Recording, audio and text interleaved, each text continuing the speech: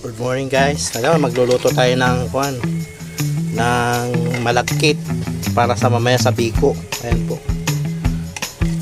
Ito, hindi ko na na-video yung ito, malapit na maluto yung malagkit na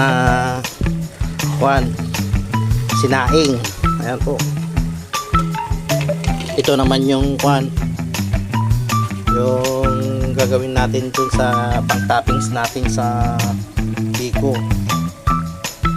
Nakikita nyo po, morning, mamayang hapon magtitinda tayo ng biko na merienda para matikman nyo po yung tindang biko ng mga suki. Bagan, punta lang kayo dito sa bahay para lang 10 piso lang ang order po yung biko. Ayan po yung sinaing na malagkit. Tapos ito po yung pinaka toppings ng yung ng biko. Mga suki, punta na kayo dito sa bahay kung alam nyo dito sa bahay, mga idol.